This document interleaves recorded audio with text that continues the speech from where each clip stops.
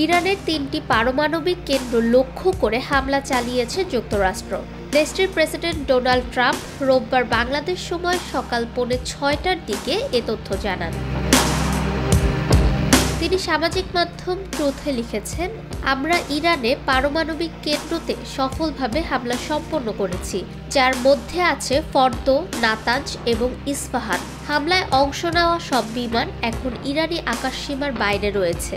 তিনি আরও জানিয়েছেন, মাটির 262 ফুট গভীরে থাকা ফর্দো পরমাণু কেন্দ্রে ভারী বোমা ফেলেছেন তারা। ইরানের পাহাড়ের নিচে থাকা গোপন ফর্দো পারমাণবিক স্থাপনায় যুক্তরাষ্ট্র 6টি বাংকার বাস্টার বোমা ব্যবহার করেছে।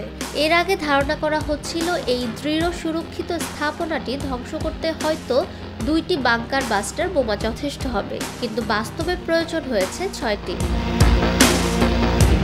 যুক্তরাষ্ট্রের সাবমেরিন থেকে 30টি টোমাহুক ক্ষেপণাস্ত্র ছোড়া হয়েছে। নাতাঞ্জ ও ইস্পাহান অঞ্চলের পারমাণবিক স্থাপনাগুলোকে লক্ষ্য করে ওই ক্ষেপণাস্ত্রগুলো ছোড়া হয়। সাবমেরিনগুলোর অবস্থান ছিল প্রায় 400 মাইল দূরে।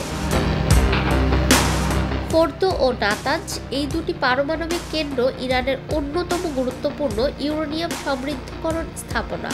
যুক্তরাষ্ট্র ও ইসরায়েল বহুদিন ধরে এ দুটি কেন্দ্রকে ইরানের পারমাণবিক কর্মসূচির মূল ভিত্তি হিসেবে দেখে আসছে। ফাহমিদা বিনতে আনোয়ার, নিরপেক্ষ।